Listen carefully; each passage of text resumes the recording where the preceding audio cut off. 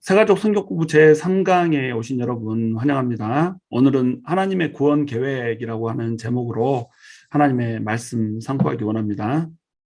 지난주 리뷰를 잠깐 할게요. 하나님께서 이 세상을 창조하시고 인간을 창조하신 목적이 있다고 그랬죠. 이 세상을 창조하실 때의 초점은 바로 인간이었습니다. 사람을 중심으로 이 세상을 창조했죠. 하나님께서는 이 인간과 교제를 나누고 인간을 중심으로 하나님의 나라를 만들고 또 통치하고 싶으셨던 겁니다. 그래서 하나님께서 인간을 지으신 목적, 첫 번째 목적은 뭐냐면 하나님의 영광을 위해서 창조하셨어요. 인간이 존재하는 이유는 하나님께 영광을 돌려야 된다. 그리고 하나님을 즐거워해야 된다. 이것이 인간의 존재 이유입니다. 두 번째는 하나님의 사랑의 대상자다.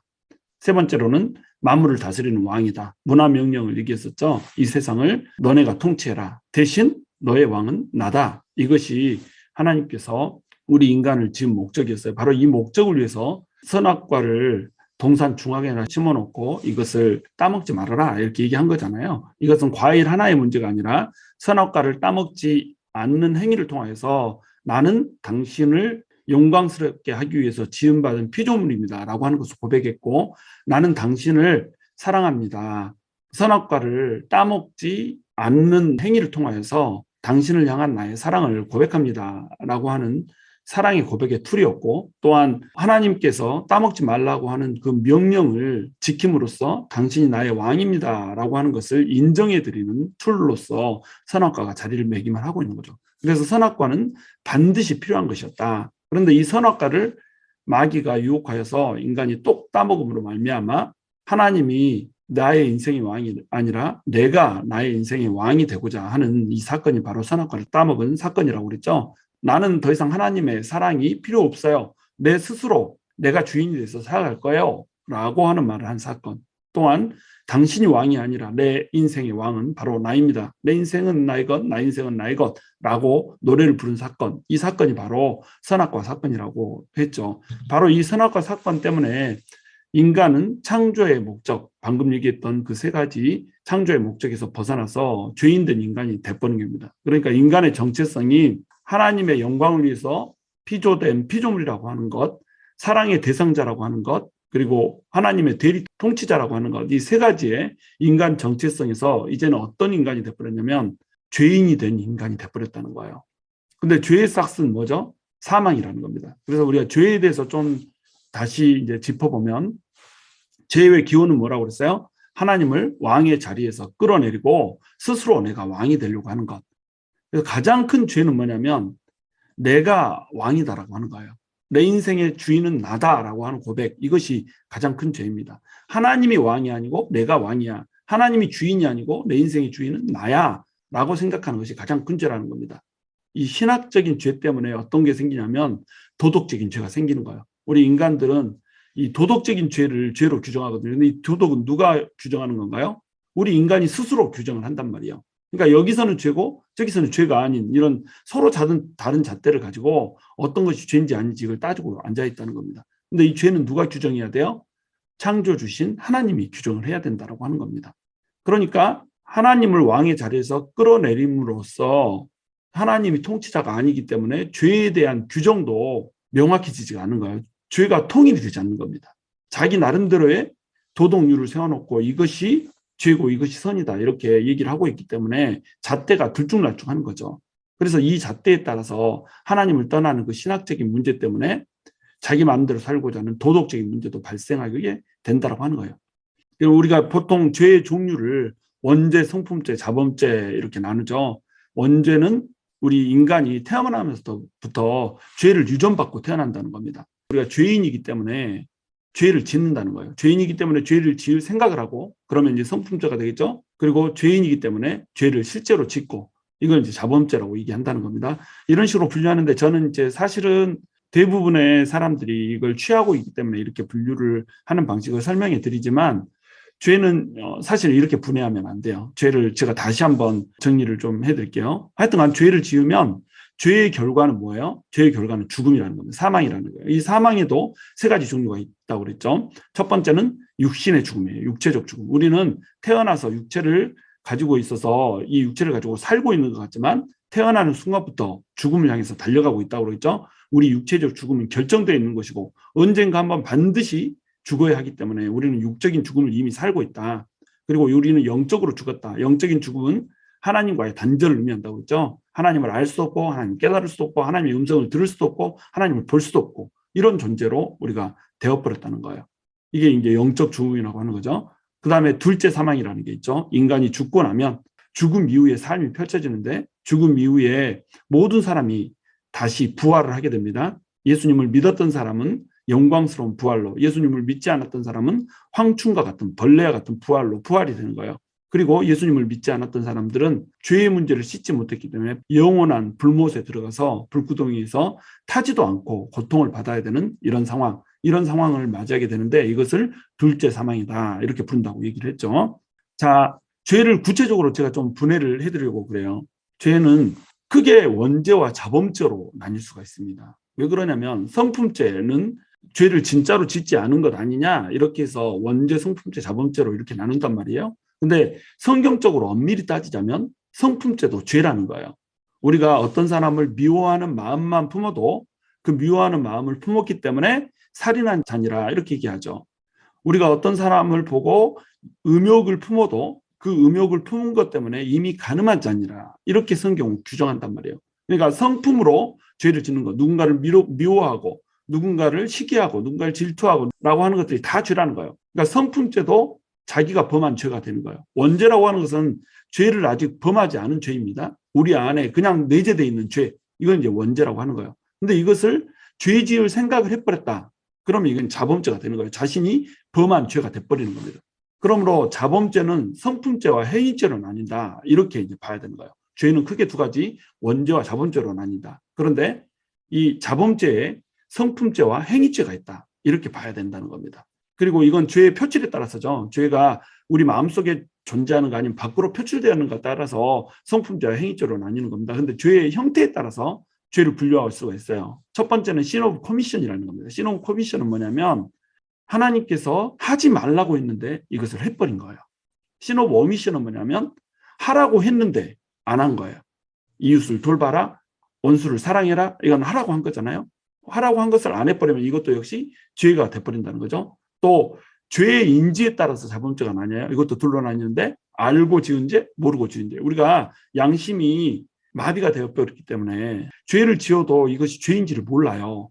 그리고 막 죄를 짓는다는 겁니다. 나는 떳떳해. 내가 죄 지은 적 없다 이렇게 생각하는 거예요. 이게 이제 모르고 지은 죄가 되는 거죠. 근데 알고도 하나님의 말씀을 알았기 때문에 이거 죄라는 것을 알고도 우리가 죄를 통제할 수 있는 능력이 안 되기 때문에 죄를 지을 수 있다고 하는 겁니다. 그래서 원죄와 자범죄로 나뉘는데 이건 죄의 표출에 따라서 성품죄와 행위죄로 나누고 죄의 형태에 따라서 sin of commission과 sin of omission으로 나누고 죄의 인지에 따라서 알고 지은 죄와 모르고 지은 죄로 이렇게 나뉜다. 자, 그러면 이것이 죄라고 한다면 우리는 과연 죄로부터 자유로울 수 있을까요? 죄로부터 자유로울 수 없죠. 모든 사람이 죄인이 되는 겁니다. 왜? 원죄가 있잖아요. 이 원죄를 빼고 보더라도 어때요? 자, 나는 원죄를 믿지 않습니다. 이렇게 원죄를 빼고 보더라도 죄의 표출에 따라서 이렇게 나뉜단 말이에요. 우리가 생각할 수 있다라고 하는 그 순간에 죄를 지어버린다니까요. 성품죄가 자범죄에 들어가잖아요. 그러니까 우리는 죄를 벗어나서 살 수 없는 죄인이다. 이렇게 된다는 겁니다. 그래 죄의 싹스는 뭐라고요? 사망이라는 거예요. 죄를 지으면 반드시 육체적 죽음과 영적 죽음과 둘째 사망이라고 하는 죽음을 맞이하는 그런 존재가 되어버린다라고 하는 것이 지난주의 요약이었습니다. 그렇다면 이제 모든 인간의 궁극적인 문제는 뭐예요? 바로 죄와 사망이라는 겁니다. 모든 인간이 죄를 가지고 있어요. 그러니까 모든 인간이 죽음을 맞이할 수밖에 없는 존재가 되어버렸다. 이것이 모든 인간이 풀어야 될 숙명입니다. 숙명. 죄의 문제를 우리는 해결해야 돼요. 우리는 죽음을 맞이하잖아요. 둘째 사망을 맞이하면서 불구덩이에서 영원한 형벌을 받는 이런 존재가 되어버렸단 말이죠. 그러면 이런 존재를 탈피하려면 우리는 어떻게 해야 돼요? 죽음의 문제를 해결해야 되는 거예요. 살아야 되는 겁니다. 그럼 살려면 뭘 해결해야 되죠? 죄를 해결받아야 되는 거예요. 그래서 로마서 3장 10절에서는 이렇게 말합니다. 기록된 바 의인은 없나니 하나도 없으며 이렇게 돼 있어요. 의인이 한 명도 없다는 거예요. 왜? 원죄를 가지고 있잖아요. 다. 그리고 로마서 3장 23절에서는 모든 사람이 죄를 범하였음에 하나님의 영광에 이르지 못하다니 이렇게 말씀하고 있습니다. 자, 맨 오른쪽에 빨래 해놓은 게 보이죠? 이렇게 하나도 흠이 없는 이런 옷을 하나님께서는 원하세요. 이게 이제 하나님의 영광이라는 겁니다. 흠을 잡을 수 없는 하나님의 영광, 그 영광에 사람이 이르려야 된단 말이죠. 근데 모든 사람이 죄를 범했기 때문에 이 영광이 이르지를 못하는 거예요. 자, 왼쪽에 있는 이 어린아이, 아주 옷이 오방난장이 돼 있죠. 이 옷을 빨아야 될까요? 빨지 말아야 될까요?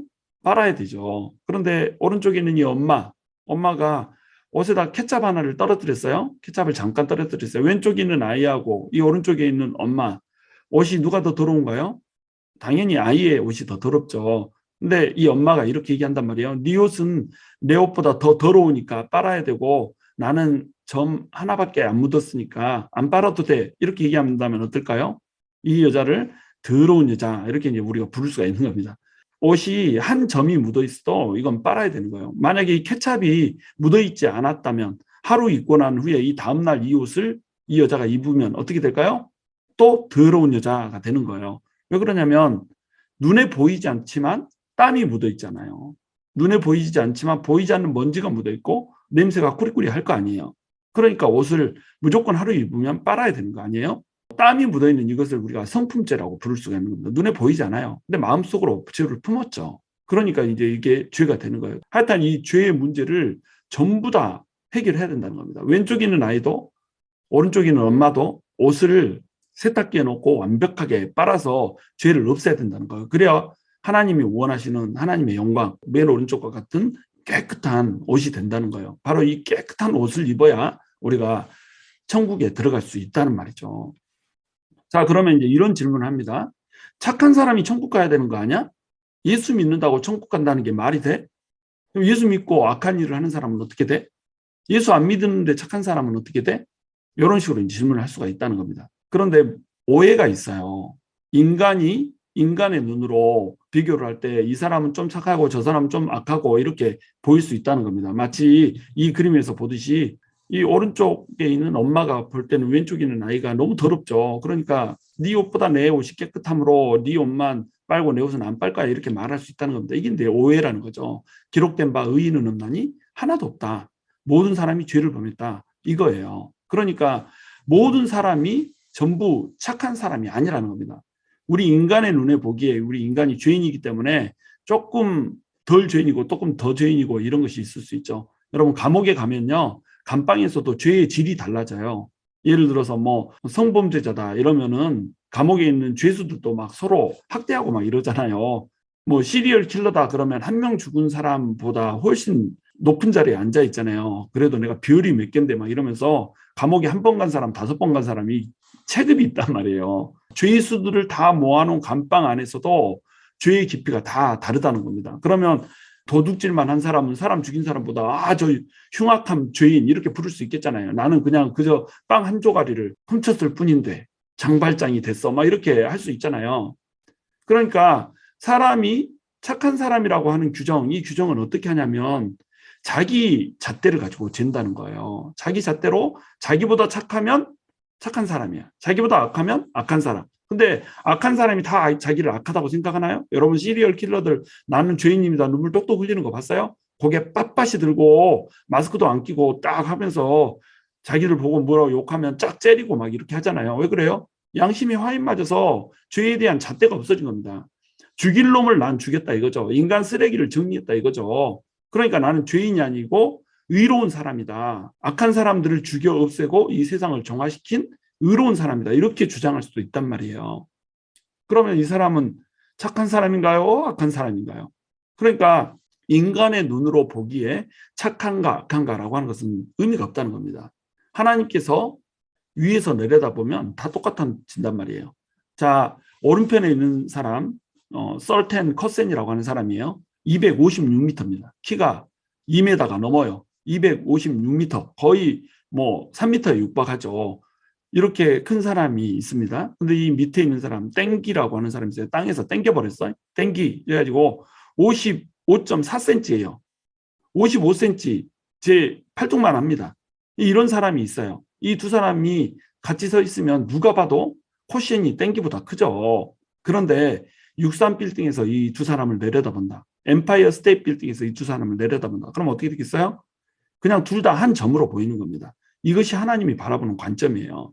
우리는 우리끼리 누가 더 착하다, 누가 더 악하다 하지만 하나님이 63빌딩에서 내려다보면 전부 다 한 점도 안 되는 죄인들이란 말이죠. 하나님 앞에서는 모두가 죄인이라고 하는 거예요. 자, 이 어린아이가 이제 발을 까딱까딱 하면서 침을 찍 뱉으면서 하나님 앞에 도전을 합니다. 천국이라는 게 있으면 착한 사람이 천국 가야 되는 거 아니야? 이렇게 얘기한단 말이에요. 하나님의 입장에서는 어때요? 그렇지, 착한 사람이 천국 가야지. 착하지 않은 사람은 천국 못 가. 그런데 내 잣대로 재서 착한 사람 할 건데 이렇게 잣대를, 하나님의 잣대를 꽝 들이민단 말이에요. really? 하면서 하나님의 잣대를 들이민단 말이에요. 근데 이 조그만 꼬마애 어때요? 침 찍 뱉으면서 오른손에 잣대 들고 있잖아요. 자기 잣대로 재니까 자기가 갖고 있는 잣대보다 자기가 훨씬 큰 거예요. 그러니까 나는 착함의 수준을 넘어섰다 이거죠. 나는 천국 간다 이거죠. 착한 사람이 천국 가야 되지 않냐? 찍! 나는 천국 간다 이거죠. 근데 하나님은 어때요? 하나님의 잣대로 딱 들이대면서 이 잣대에 충족돼야지 너네는 천국 갈 수 있다 이거예요. 여러분, 착한 사람이 천국 간다는 건 맞습니다. 그런데 기준이 뭐예요? 하나님의 기준에 착한 사람이에요. 그러니까 완벽한 하나님, 0.0001%의 죄도 없는 하나님, 그 하나님의 관점에서 봤을 때 착하냐? 이게 문제인 거예요. 어떤 잣대를 기준으로 착한가? 이게 문제예요. 착한 사람이, 선한 사람이, 의로운 사람이 천국 가는 거 맞죠? 그런데 하나님의 잣대는 100%란 말이에요. 커트라인이 100점이다, 100점. 0.1점만 떨어져도 그 잣대를 충족할 수 없기 때문에 천국에 갈 수 없는 거예요. 그러면 인간은 자기 자력으로 구원에 이룰 수 있어요, 없어요? 없다는 거예요. 지나가다가 가난한 사람 한 사람 도와주지 않으면 신호 오미션이 돼버린다니까요. 나를 때린 사람이 있는데 그 때린 사람 꼴 보기 싫어서 오늘 밤새 내도록 미워 죽겠다라고 하는 마음을 품으면 그것이 살인죄라니까요. 그것이 하나님의 법이에요. 그런데 그 법에 따르면 우리는 뭐예요? 살인자요, 또 강도요, 사기꾼이요, 절도자요, 시리얼 킬러잖아요. 우리 한 명만 미워하나요? 얼마나 많은 사람들을 우리가 평소에 미워했어요. 우리는 시리얼 킬러라는 겁니다. 하나님의 잣대예요. 그런데 우리가 자력으로 구원에 이른다고요? 착한 사람이 천국에 가야 된다고요? 그렇게 주장하면 뭐예요, 이거는? 나는 천국에 절대 안 가겠습니다. 지옥 불구덩이로 떨어질 거예요. 이렇게 주장하는 거라는 겁니다. 자, 그래서 모든 인간에게는 구원이 필요합니다. 모든 인간이 죄인이고 모든 인간이 죄를 범하였으면 하나님의 영광에 이르지 못하기 때문에 모든 인간에게는 뭐가 필요하다? 구원이 필요하다. 죄와 사망의 문제를 인간 스스로 해결할 능력이 없어요. 그러니까 하나님 편에서 구원을 해줘야 되는 겁니다. 근데 구원에 이를 조건이 뭐라고요? 죄가 없어야 되는 거예요. 인간은 죄와 죽음의 문제를 스스로 해결할 능력이 없다.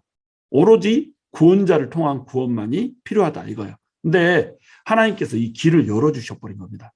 인간이 쫓겨나는 그 순간에 하나님께서는 이미 죄를 해결할 수 있는 방법을 제시를 해줬어요. 인간이 죄를 짓기 이전에 이미 하나님께서는 이 방법들을 고안해 놓고 있었던 겁니다. 왜? 자유의지를 주는 순간에 인간이 죄를 범할 것을 알고 있었거든요. 인간은 하나님을 사랑의 대상자로 만들으셨잖아요. 그러니까 인간에게 구원의 길을 이미 작정하시고 언약으로 주시고 구원의 언약을 성취하기 위해서 방법을 제시했단 말이에요. 이 방법이 뭐냐면 바로 대속의 제사라는 겁니다. 죄의 문제를 대신 속하는 거예요. 대속이란 말은 대신 속한다 이런 말이거든요. 죄의 문제를 대신 속해줘 버려요. 자, 그래서 레위기 17장 11절에 보면 이런 말씀 나옵니다.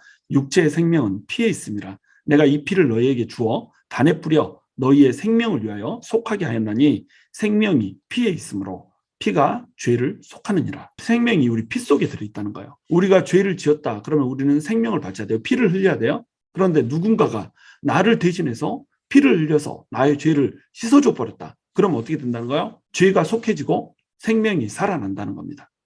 그래서 이 대속의 제사를 지내게 했다는 말이에요. 그래서 대속 제물의 조건이 있습니다. 대속 제물, 대속의 제물로 제사를 드리는 거잖아요. 그런데 이 대속 제물, 희생 제물의 조건은 뭐예요? 점도 없고 흠도 없는 어린 양이었었단 말이죠. 이 대속의 이미지, 첫 번째 이미지는 왼쪽에 있는 이미지입니다. 어린 양이라고 하는 이미지.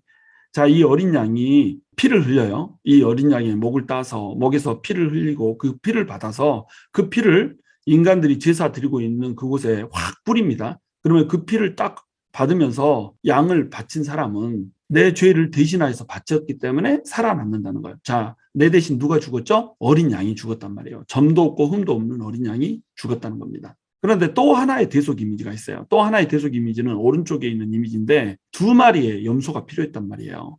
제사를 드릴 때 소를 드리기도 하고 양을 드리기도 하고 염소를 드리기도 하고 또 비둘기로 드리기도 하고, 이건 이제 정결한 동물이라고 그러거든요. 이 정결한 동물로도 제사를 드리는데 염소로 제사를 드릴 때 두 마리의 염소를 준비를 했던 거예요. 하나는 하나님을 위하여 염소를 준비했고 또 하나는 아사셀을 위하여 염소를 준비했어요. 이 아사셀이 누군가에 대해서 이제 논란이 있지만 저는 이 아사셀을 마귀로 해석을 합니다. 자, 하나님을 위한 염소와 아사셀을 위한 염소 두 마리를 준비한 다음에 이 아사셀을 위한 염소에 안수를 하는 거예요. 안수를 하는 건 뭐냐면 나한테 있는 모든 죄를 이 아사셀을 위한 염소한테 전가합니다 라고 기도를 하는 거예요. 그러면 내 죄가 아사셀을 위한 양한테 전가가 되는 거예요. 그럼 이 아사셀을 위한 염소를 어디로 보내냐면 광야로 보내는 겁니다. 그럼 광야에는 뭐가 없죠? 물이 없죠. 하나님의 은혜도 없고 하나님의 사랑도 없어요. 하나님의 임재도 없어요. 그 광야에는 뭐가 있죠? 맹수가 있어요. 그래서 이 맹수가 이 염소를 뜯어먹습니다. 이 맹수가 상징하는 게 뭘까요? 바로 마귀인 거예요. 마귀는 우리한테 도전을 걸었잖아요. 너네가 선악과를 따먹어 라고 도전을 걸었단 말이에요. 그리고 이 도전에 넘어가서 인간이 선악과를 따먹어 버렸어요. 그 순간에 도전을 건 자에게 졌기 때문에 도전을 받은 자는 패배자가 되어서 마귀의 종이 되어버렸다는 겁니다. 그러니까 우리의 죄를 틀어지고 너네는 죽어야 돼 라고 참소하는 자가 누구예요? 마귀예요. 이 마귀가 우리의 죄를 정죄하면서 하나님 앞에 얘는 죽어야 되지 않겠습니까? 라고 참소를 하면 하나님께서 그것을 받아들일 수밖에 없다는 겁니다. 죄가 있는 사람은 하나님 나라에 들어갈 수 없기 때문에 참소를 하는 것을 받아들일 수밖에 없다는 거예요. 그러면 내 죄를 아사셀을 위한 염소한테 전가를 했잖아요. 그러면 이 염소는 광야에 가서 맹수한테 뜯어먹힌단 말이에요. 누가 지금 뜯어먹겠죠? 내가 뜯어먹혔나요? 아니면 내 죄 때문에 염소가 뜯어먹혔나요? 염소가 뜯어먹혔잖아요. 그러니까 이 염소는 내 죄를 짊어지고 마귀의 참소를 당한 채 죽어버린다는 거예요. 내 대신. 그리고 나머지 한 염소를 나를 대신해서 바치는 겁니다. 나는 이제 죄가 없는 자가 됐잖아요. 그러니까 하나님한테 이걸 바치는 거예요. 그럼 하나님은 내 죄를 아사셀을 위한 염소한테 전부 다 전가를 했기 때문에 지금 하나님한테 바치는 이 염소는 죄가 없는 염소가 돼버린 거예요. 그래서 이 염소를 하나님이 이제 받으신다는 겁니다. 지금 이것이 대속의 이미지라는 하는 거예요. 근데 이제 문제가 있어요. 짐승이 대속 제물로 사용되고 있잖아요. 그런데 짐승이 인간을 대신해서 죽을 수 있어요? 인간을 대표할 수 있습니까? 없죠. 만약에 이 짐승이 점이 있었으면 어떻겠어요? 흠이 있었으면 어떻겠어요? 우리 죄를 속하지 못하게 되는 겁니다. 그리고 일시적으로 이 염소는 또 양은 우리의 죄를 사할 수 있어요. 영원히 살 수가 없는 거예요.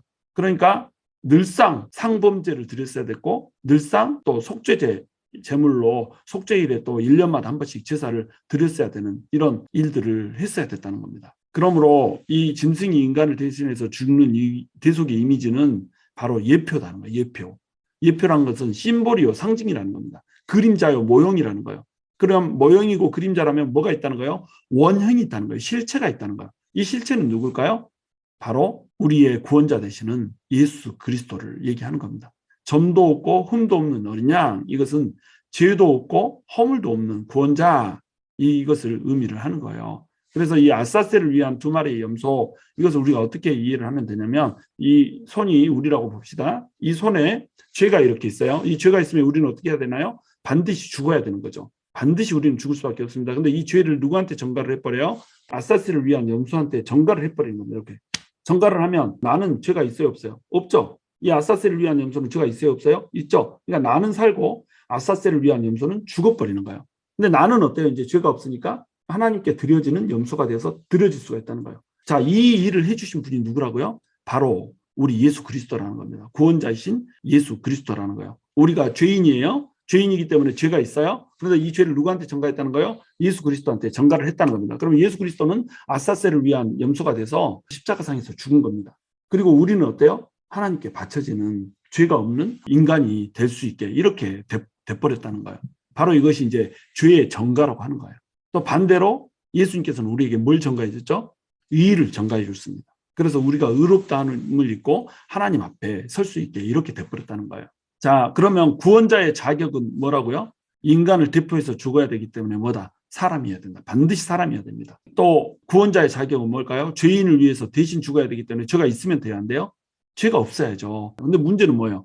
우리가 죄인인 이유가 뭐라고 그랬죠? 원죄 때문이라고 그랬잖아요. 죄가 유전되기 때문에 그렇다고 그랬죠? 그러면 죄는 누구를 통해서 유전되나요? 남자를 통해서 유전되는 겁니다. 남자하고 여자가 있으면 이 육신은 절반씩 절반씩 받지만 죄는 누구를 통해서 받냐면 남자를 통해서 받아요. 이걸 이제 영 분리설이라고 하는 이론을 저는 좀 믿거든요. 영이 어디서 오는가? 영은 하나님께서 영이 유효하실지라도 아담의 영만 만들었어요. 영 하나를 만들었던 겁니다. 그 아담의 영에서부터 영이 갈라져서 아담의 영이 하와한테로 넘어가서 하와도 영적인 존재가 되는 거죠. 둘이 결혼했어요. 그래서 가인을 낳았어요. 그러면 가인을 낳으면 가인은 두 사람에게서 절반씩 육체를 받죠. 크로모솜, 염색체 절반씩 받아요. 그런데 영은 누구한테서 받아요? 아담한테서 받는 겁니다. 아담은 죄인이잖아요. 죄인의 영을 받았기 때문에 아담의 후손인 가인과 아벨과 이 모든 사람들이 다 죄인이 돼버리는 거예요. 그러니까 남자의 피를 받고 태어나면 전부 죄인이 되는 겁니다. 죄인이 되지 않으려면 그러니까 누구에게서 태어나야겠어요? 남자의 피를 받지 않고 여자에게서만 태어나야 되는 거예요. 그리고 마지막으로 이제 죽음을 이겨야 되는 겁니다. 그저 죽는 것으로는 부족해요. 그냥 죽어버렸다. 나를 위해서 대신 죽었다. 내 죄는 씻겨졌어요? 씻겨졌는데 쏘아. 다시 살아나지를 못하는데. 자, 구원자가 죄를 위해서 대신 죽었어요. 죄의 삭은 뭐죠? 죽음이죠. 그러면 죽음을 이겨야 되잖아요. 구원자는 죽음을 이겨야지 사망까지를 이기는 겁니다. 죄만 이기면 안 되고 사망도 이겨야 되는 거예요. 그러니까 죽고 다시 살아나는 거예요. 그래서 예수님이 우리의 죄를 위해서 피를 흘리고 죄를 씻어주시고 나서 죽어야 하는 겁니다. 그래서 십자가에서 피를 흘려서 죽는 그 모습으로 우리한테 구원을 베풀고 오신 거예요. 죽어야 되는 거예요. 그래야 살아날 수 있죠. 죽었다가 살아나면 어떻게 돼요? 죽음이라고 하는 것을 이긴 것이 돼버리는 겁니다. 그분을 우리가 구원자로 모시기 때문에 우리도 어때요? 죽었다가 살아나는 존재가 된다니까요. 이것이 이제 구원자의 자격이에요. 이 세 가지 자격을 충족시킬 수 있어야지 구원자가 되는 겁니다. 그래서 창세기 3장 15절에 인간이 죄를 범해서 에덴 동산에서 쫓겨날 때 하나님께서는 이미 우리에게 말씀을 하나 주세요. 뭐라고 주시냐면 내가 너로 여자와 원수가 되게 하고 내 후손도 여자의 후손과 원수가 되게 하려니 여자의 후손은 내 머리를 상하게 할 것이요 너는 그의 발꿈치를 상하게 할 것이니라 이렇게 얘기를 해요. 자, 여자의 후손 단수일까요? 복수일까요? 단수예요, 단수. 모든 성경에서의 사람들은 누구의 후손이죠? 남자의 후손이에요. 창세기에 보면 창세기 5장 무덤장이라고 부르잖아요. 이 창세기 5장에 보면은 계속 사람들의 족보가 나요. 마태복음에서도 마태복음 1장에 족보가 나오고 또 누가복음에서도 족보가 나온단 말이죠. 그리고 역대기에 보면은 역대기에서는 아주 족보만 챕터가 수없는 챕터가 넘어가잖아요. 이 족보를 얘기할 때 다 사람들이 누구의 후손이라고 얘기해요. 남자의 후손이라고 얘기한단 말이에요. 후손은 전부 다 남자의 후손인 겁니다. 그런데 여자의 후손인 존재, 이 존재가 딱 한 명 있어요. 누굴까요? 동정녀 마리아의 몸에서 난 예수 그리스도. 요 한 분만 여자의 몸에서 태어나는 겁니다. 그러니까 남자의 몸에서 태어나는 사람은 남자의 피를 이어받았기 때문에 모두 죄를 이어받는다는 거예요. 죄인이란 말입니다. 죄인이 죄인을 위해서 대신 죽을 수 있나요? 사형수가 2명이 있는데 둘이 다 죽을 날짜를 받아놨어요. 2월 10일 날 죽을 사람이 있는데 2월 13일 날 죽을 사람이 내가 저 사람 위해서 대신 죽어주겠습니다. 이렇게 얘기한다면 어떨까요? 이 사형수 죽기 전에 정신치료부터 먼저 받아야 된다니까요. 사형수는 사형수를 대신해서 죽을 수가 없는 겁니다. 근데 문제는 뭐예요? 모든 인간이 다 죄인이잖아요. 모든 인간이 다 사형수라는 겁니다. 그래서 하나님께서 여자의 후손이 내 머리를 상하게 할 것이요 라고 하는 말씀 준 거예요. 이때 내 머리 할 때 내는 누구냐면 뱀이에요. 이건 하나님이 뱀한테 한 말씀이거든요. 내 머리를 상하게 할 것이다. 뱀이 여자의 후손을 발꿈치를 상하게 한다. 이 말은 뭐냐면 마귀, 뱀은 마귀를 얘기하는 거예요. 이 마귀가 여자의 후손인 예수님을 물어서 죽인다 이거죠. 근데 죽이고 그것이 끝나는 것이 아니라 예수님이 죽었다가 살아나 버리잖아요. 그것으로 말미암아서 머리를 으깨버리는 거예요. 내 머리를 상하게 할 것이다. 이 말은 마귀 네가 할 수 있는 일이 아무것도 없게 해버릴 것이다. 너는 완전히 패서 이제 둘째 사망의 그 불못으로 던져지게 될 것이다. 라고 하는 것을 예언을 미리 해줘버린 겁니다. 그래서 이것을 원복음 또는 원시복음 이렇게 부르는 거예요. 자, 그러면 죄인이 아닌 인간이 될 수 있는 방법은 뭘까요? 인간이면서 동시에 죄인이 아닐 수 있는 방법. 이 방법은 인간이기 위해서 인간의 육신을 받아야 되는 겁니다. 사람의 몸에서 태어나는 거예요. 그냥 하늘에서 뚝 떨어지면 안 돼요. 사람의 몸을 통하여서 태어나야 돼요. 물론 예수님이 하늘에서 뚝 떨어졌죠. 예수님이 하늘에서 내려오신 분이니까 하늘에서 뚝 떨어졌는데 떨어질 때 어디를 통해서 떨어진다고요? 여인의 몸으로 통해서 떨어져서 인간의 육신을 받아야 된단 말입니다. 인간을 대표해서 죽어야 되기 때문에. 두 번째로는 죄가 없기 위해서 이제 남자의 피를 받으면 안 되는 거예요. 죄는 남자를 통해서 유전된다고 그랬잖아요. 자, 해결책은, 유일한 해결책은 뭘까요? 여자의 몸에서 태어나는데 남자의 몸을 받으면 안 되는 유일한 해결책 뭐예요? 처녀의 몸에서 태어나야 되는 겁니다. 그런데 인간은 태어나게 되기 때문에 영을 누구한테 받아야 돼요? 성령님에게서 받아야 되는 거예요. 하나님의 영을 받아야 된다는 겁니다. 그래서 유일한 해결책은 뭐냐면 여자의 몸에서 하나님의 영을 받아서 태어나야 된다. 이것이 유일한 해결책이 되는 거예요. 그래서 처녀의 몸에서 태어난다라고 하는 이 말도 안 되는 교리를 성경책에다 집어넣어놨단 말이에요. 자, 이것을 많은 사람들이 믿지 못해요. 어떻게 처녀가 애를 낳냐? 성경이 정말로 하나님의 말씀이 아니라고 한다면 처녀가 애를 낳는다라고 하는 이 말을 여기다 집어넣을 수 있을까요? 없을까요? 집어넣지 않죠. 바보가 아닌 이상. 아무도 믿지 않을 텐데 어떤 위대한 왕에게서 태어났다 이런 식으로 얘기하지, 처녀의 몸에서 그것도 마구간에서 태어났다 이렇게 누가 지어내요. 아무도 믿지 않을 얘기를 성경에다가 이 성경이 가짜라고 한다면 넣어놓을 이유가 없다는 겁니다. 근데 이 말을 당당하게 집어넣어놨단 말이에요. 왜 그래요? 이것이 하나님의 진짜 말씀이기 때문에 그렇다는 거예요. 구원자는 참 인간이면서 동시에 참 하나님이어야 되는 거예요. 그러니까 처녀의 몸에서 태어나는 인간, 그리고 성령으로 잉태되는 참 하나님, 이 두 가지를 충족시키면서 태어나는 방식을 하나님께서는 선택을 하셨다는 겁니다. 그래서 처녀 마리아에게서 태어난 이 존재가 바로 누구라고요? 우리의 구원주이신 예수 그리스도라는 겁니다. 예수 그리스도는 참 인간이면서 동시에 참 하나님이에요. 예수님은 누구시다? 예수님은 누구신가? 이렇게 물어보면 우리 뭐라고 대답해야 돼요? 참 인간이면서 참 하나님이다. 이렇게 대답을 해야 되는 겁니다. 이거 외우셔야 됩니다. 예수님은 참 인간이면서 동시에 참 하나님이다. 인간이시기 때문에 우리를 대신해서 죽으실 수 있고, 하나님이시기 때문에 죄가 없으셔서 우리를 대신해서 죽을 수 있다. 이것이 바로 우리 예수 그리스도의 정체성이라는 겁니다. 자, 그렇다면 이제 구원자를 우리가 어떻게 구별할 수 있는가 이거예요. 자, 예수님이 어느 날 갑자기 딱 태어나가지고 내가 구원자다 이렇게 얘기하면 이걸 믿을 수 있을까요? 없을까요? 믿을 수 없죠. 그러면 구원자라고 하는 것을 우리는 어떻게 알아봐야 돼요? 사람들이 다 막 나와가지고 내가 구원자다, 내가 구원자다. 우리 한국에서만 해도 지금 자기가 구원자라고 외치는 사람이 50명이 넘는다는데 다 구원자라고 얘기하면 이걸 어떻게 구별을 하냔 말이에요. 근데 성경에서는 이런 것까지 다 대비를 해놓으셨어요. 그래서 구원자가 어떠한 모습으로 올 것인가라고 하는 것을 이미 성경에서는 얘기를 해줬단 말이에요. 요한복음 5장 39절에 이렇게 나옵니다. 너희가 성경에서 영생을 얻는 줄 생각하고 성경을 상고하거니와 이 성경이 곧 내게 대하여 증거하는 것이로다. 성경은 예수님에 대해서 증거하는 책이에요. 예수님이 어떤 분인지를 구체적으로 얘기해 줍니다. 근데 예수님이 어떤 분인지를 왜 소개할까요? 인간의 구원을 위해서 소개하는 거예요. 너네가 살 수 있는 방법, 유일한 방법이 있는데 그것은 구원자의 대속의 제사다. 그 구원자는 바로 이 사람이다 라고 얘기를 해주는 겁니다. 구약에서는 계속 이 구원자가 어떤 모습으로 올 것이라고 하는 것을 얘기해 줬고, 신약에서는 바로 예수 그리스도가 구원자로 왔고 구약의 말씀처럼 모든 구약의 예언들을 충족하면서 이분이 오셨다라고 하는 것을 얘기하는 것이고, 이분이 장차 세상을 심판하시기 위해서 다시 오실 것이다 라고 하는 것을 얘기하는 게 뭐예요? 성경 전체란 말이에요. 그러니까 구약은 오실 예수님에 대해서 얘기하고 있고, 신약은 오신 예수님과 다시 오실 예수님에 대해서 얘기를 하고 있는 책이라고 하는 겁니다. 그래서 이 성경을 상고하면 누가 보여야 돼요? 예수님이 보여야 된단 말이에요. 예수님을 발견하지 못하면 이 성경을 헛 읽은 거다 이거예요. 그러면 예수님에 대해서 어떤 식으로 성경은 얘기를 해주고 있을까요? 두 가지를 통해서 얘기를 해줍니다. 첫 번째는 예표라고 하는 것을 통해서 얘기해줘요. 두 번째는 예언이라고 하는 것을 통해서 얘기를 해준 겁니다. 예표라고 하는 것은 뭐냐면 심볼이에요. 상징, 모형입니다.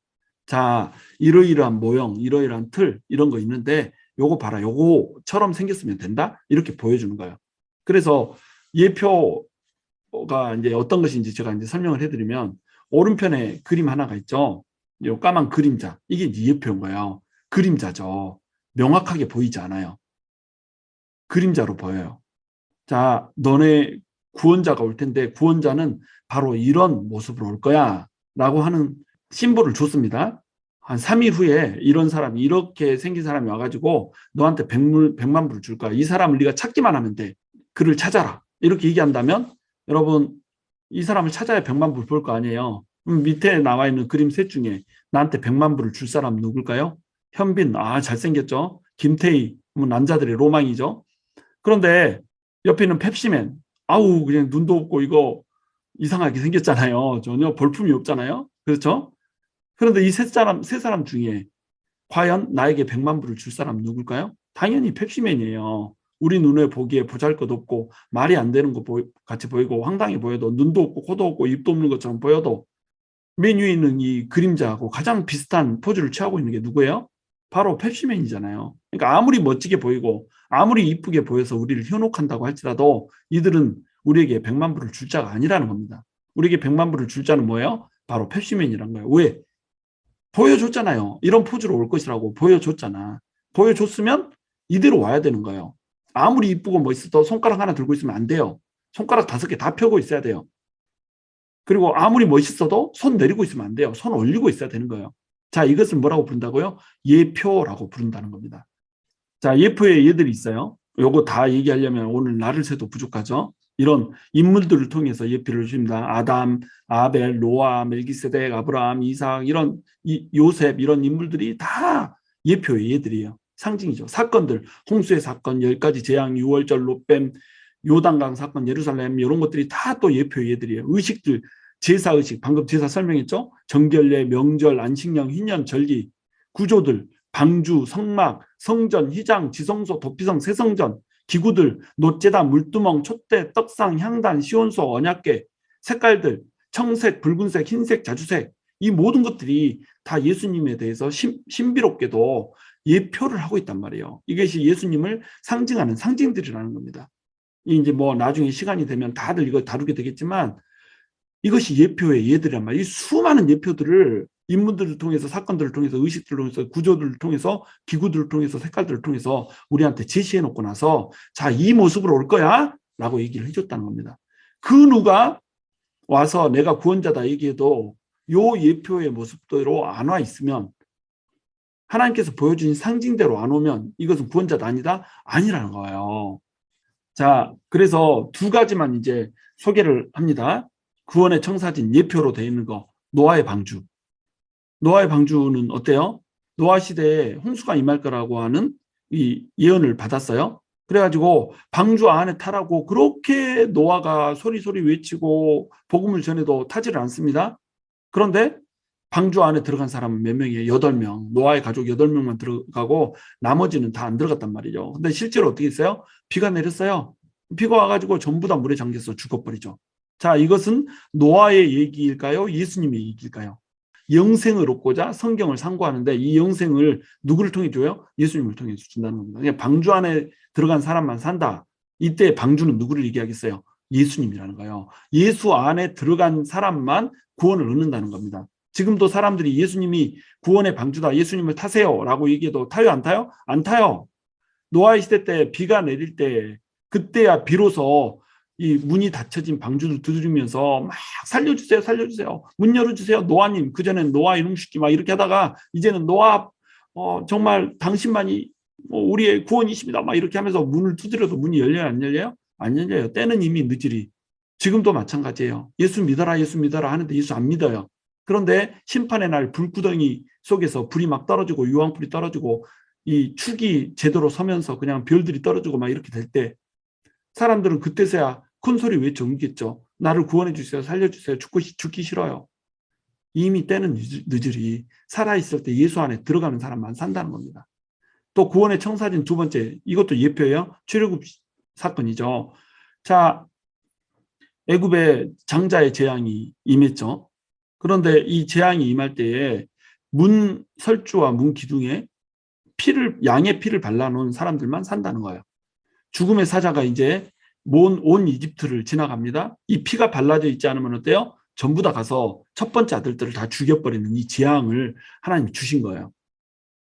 이스라엘 백성들을 내놓으라고도 안 내놓으니까. 자, 그래서 양의 피를 문에다가 발랐던, 문 주변에다가 발랐던 누구만 살아요? 이스라엘 백성들만 살았다는 겁니다. 문설주와 문기둥에 발랐으니까 이걸 이렇게 칠하면 뭐가 되나요? 모양이 십자가 모양이 되죠. 이것은 십자가의 피를 상징하는 거예요. 우리의 마음에도 문이 있어요. 우리 마음 문에 뭐가 묻어 있어야 돼요? 예수 그리스도의 피가 묻어 있어야지 우리가 구원을 얻는다는 겁니다. 출애굽도 역시 뭐예요? 구원의 청사진이고 구원의 예표예요. 구원의 심볼이에요. 너무나도 명확하게 예수 그리스도의 구원에 대해서 얘기를 하고 있다는 거예요. 이것을 방금 전에 제가 얘기했던 그 수많은 인간들과 기구들과 또 사건들을 통해서 다 얘기를 하고 있다니까요. 성경은 이렇게 어마어마하게 예수님에 대해서 모형들을 제시하고 예수님이 구원자라고 하는 것을 보여주고 그 모든 모형을 성취하시면서 예수님이 우리의 구원자로 오셔버렸다니까요.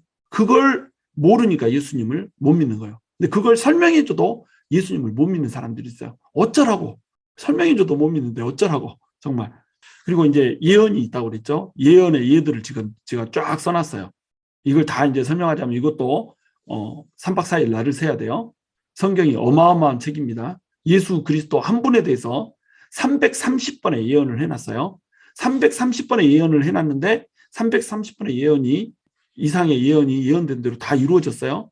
자, 한 번, 두 번 예언이 이루어진 게 아니에요. 각기 다른 성경 기자들이 각기 다른 시대에 예언을 해놨는데 이 예언들이 전부 다 이루어졌어요. 그것도 300번이 넘는 예언들이 이루어졌습니다. 그러면 예수님은 진짜일까요? 가짜일까요? 진짜라는 거예요. 예언이 이루어졌잖아요. 예언의 성취.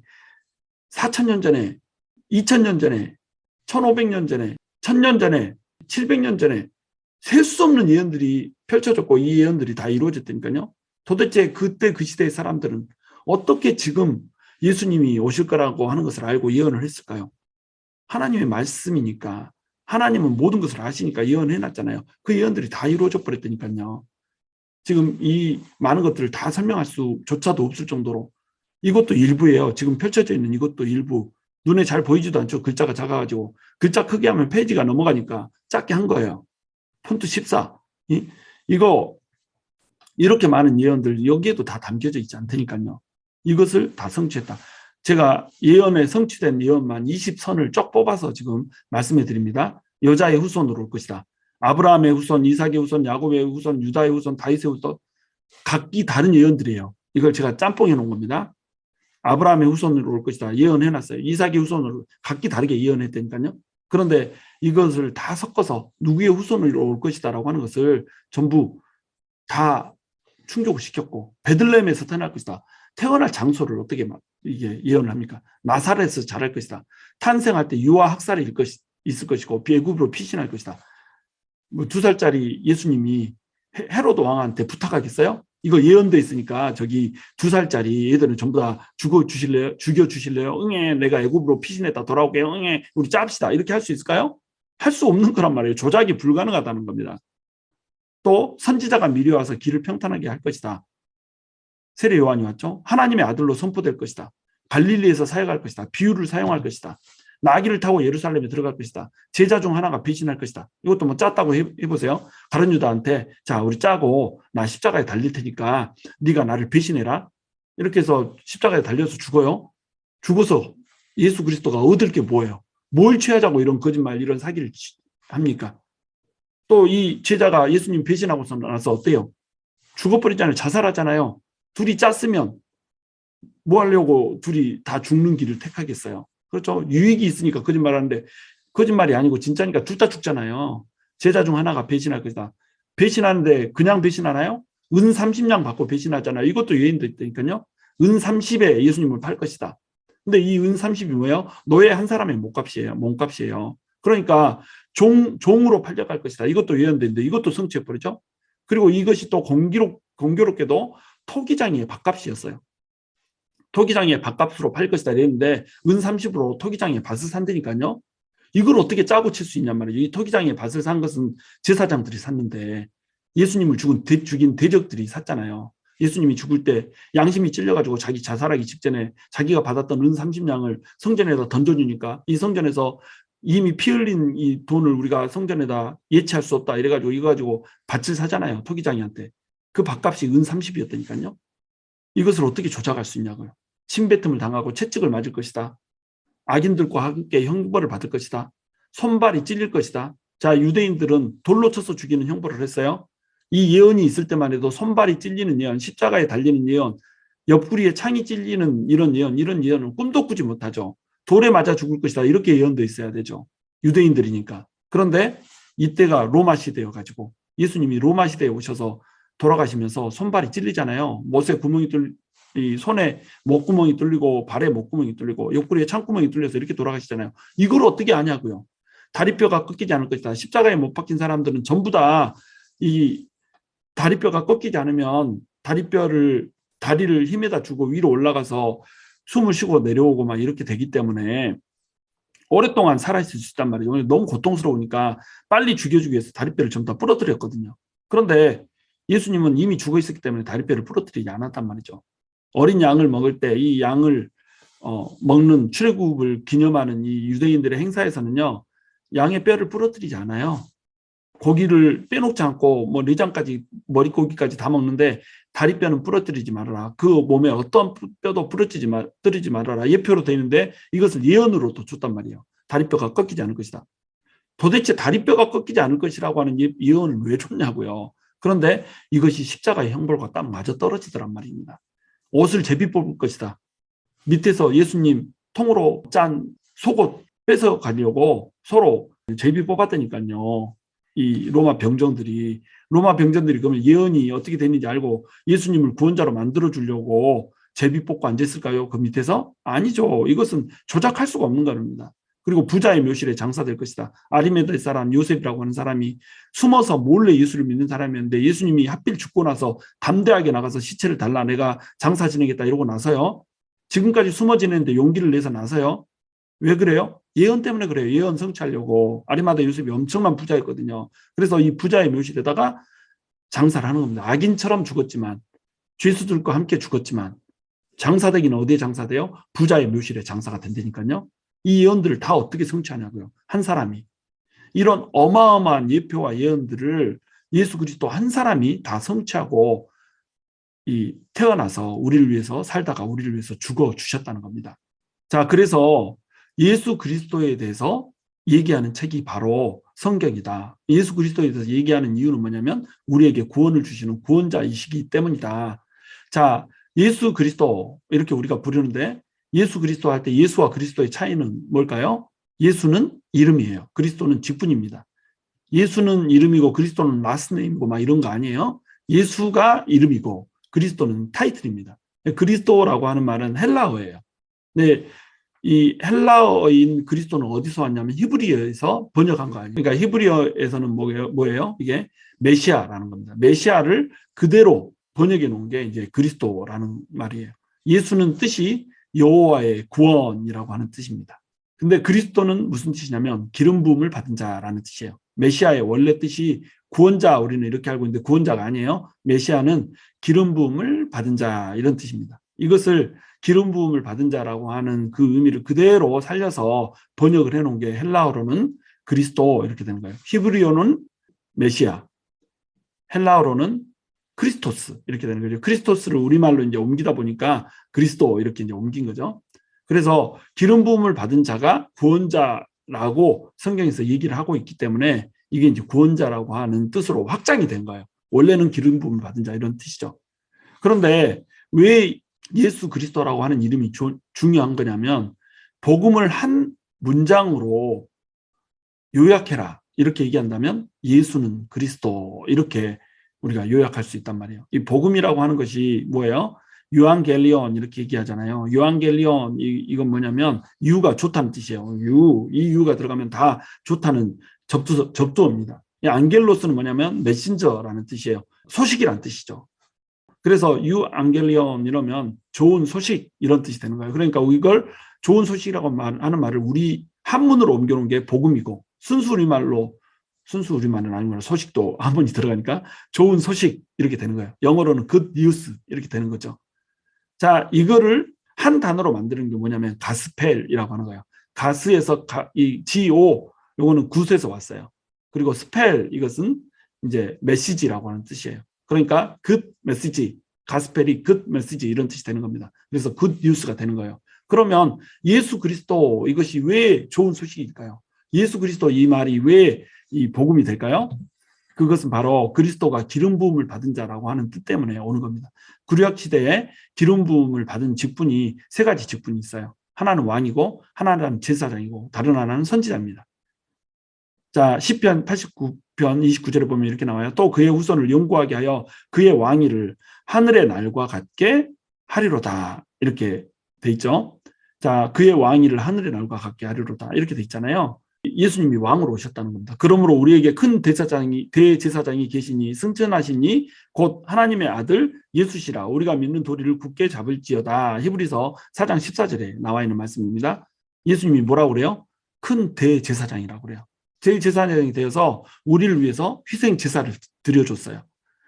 예수님은 자기가 제물이면서 동시에 제사장이 되어서 희생 제사를 대속하는 그 제사를 드려줬어요. 그래서 우리의 죄를 예수 그리스도의 피로 씻고 예수 그리스도가 제사장이 되어서 우리의 죄를 면하여 준 이런 사건이 십자가 사건이란 말이죠.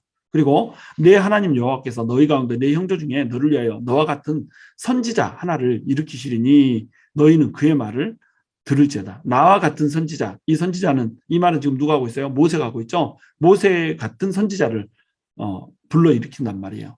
그 말을 들으라고 이미 예언을 해놨죠. 근데 모세 같은 선지자라는 건 뭡니까? 애굽에서 종살이를 하고 있을 때 애굽의 종살이에서 해방을 시켜줘서 홍해바다를 가르고 나와서 가나안으로 들어갔잖아요. 이런 선지자를 보내겠다는 거예요. 이건 누구죠? 바로 예수님이라고 하는 겁니다. 예수님이 우리가 마귀의 노예가 되어서 세상에서 마귀의 노예로 살고 있을 때 이 마귀의 노예 상태에서 벗어나서 죄의 바다, 홍해바다 대신 죄의 바다를 가르고 나와서 이제 어디로? 가나안 땅, 약속의 땅, 하나님의 나라, 하나님의 도성, 천국으로 들어가게 만들어 주겠다라고 하는 것을 예표를 해놨다는 거예요. 이건 이제 예표와 예언으로 동시에 이제 주어지고 있는 거죠. 더 시간이 너무 많이 가면 안 되니까 여기까지만 설명을 해야 될 것 같아요. 그래서 예수님은 왕이자 제사장이자 선지자로 오셨단 말이에요. 왕이자 제사장이자 선지자로 예수님이 오셨다. 이 말이 왜 복음이 되겠어요? 원래는 우리가 왕이었는데 지금 우리의 왕위를 누구한테 뺏겨버렸어요? 마귀한테 뺏겼단 말이에요. 마귀가 인간한테 도전을 걸었고 이 도전에 넘어갔기 때문에 왕권이 마귀한테 넘어가 버렸다는 거예요. 그래서 공중의 권세 잡은 자 이렇게 얘기하잖아요. 공중의 권세 잡은 자라고도 얘기하고 세상 임금이라고도 얘기하는 겁니다. 그때부터 세상 임금은 누가 돼버렸어요? 마귀가 돼버린 거예요. 왕으로 인간을 세웠는데 왕위를 찬탈당해버렸다니까요. 그러면 이 왕위를 뺏으려면 누가 와야 돼요? 예수님이 와야 되는 거예요. 구원자가 와서 이 마귀를 거짓 왕인 불법적으로 왕자를 차지한 이 왕을 쫓아내야지 다시 왕권을 회복할 거 아니에요. 그래서 예수님이 죽고 부활하심으로 이 왕위를 다시 빼앗았다니까요. 자, 예수님이 이제 왕이 됐어요. 그러면 우리가 이제 예수님을 왕으로 모십니다. 그러면 우리가 뭐가 된다는 거예요? 우리가 다시 대리 통치자가 된다니까요. 우리가 왕이 되는 겁니다. 예수님이 우리의 왕이 되는 순간에 우리도 왕이 되는 거예요. 이제 더 이상 마귀의 종으로 살 필요가 없어요. 이제 우리가 왕이 되어서 마귀를 쫓아내면서 이렇게 살 수가 있단 말이에요. 그를 대적하라 그러면 그가 피하리라. 하나님을 가까이 하라 그러면 하나님께서 우리를 가까이 하시리라. 우리가 하나님을 가까이 하고 마귀를 대적해서 마귀를 피하게 하는 자리로 내몰아갈 수 있다는 겁니다. 또 하나님께서는 우리를 위해서 대제사장으로 오셨어요. 대제사장으로 왔다는 건 뭐냐면 우리의 죄를 모두 속하는 제사를 드려줬다는 겁니다. 우리의 모든 죄를 다 씻어내버렸어요. 그럼 우리는 이제 죄가 없으니까 어떻게 돼요?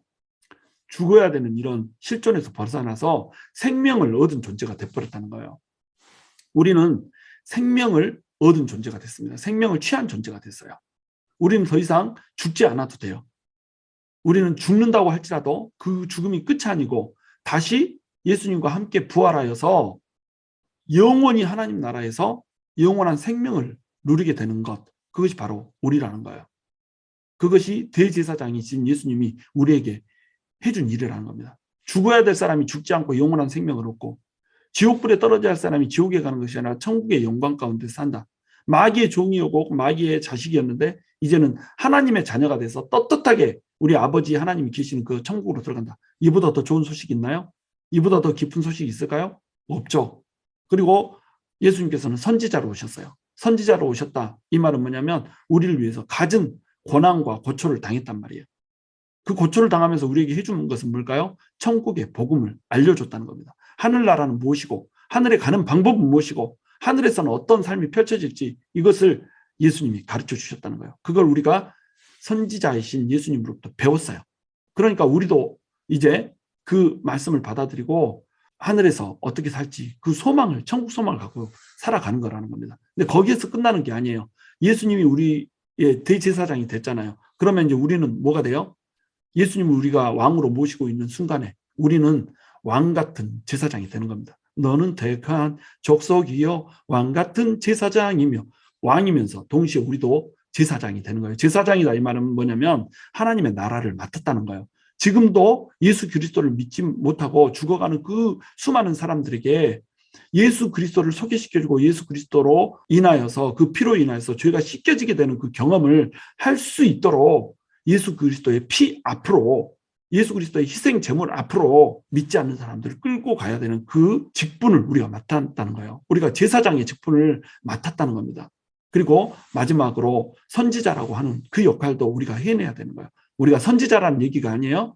선지자적 삶을 살아야 된다는 겁니다. 이 땅에 천국을 선포하고 지옥을 선포하고 구원에 대해서 선포하고 심판에 대하여, 의에 대하여, 화평에 대하여, 죽음에 대하여, 또 영원한 생명에 대하여 성경에 기록된 대로 우리는 얘기해 주는 이 역할을 하면서 살아야 된단 말이에요.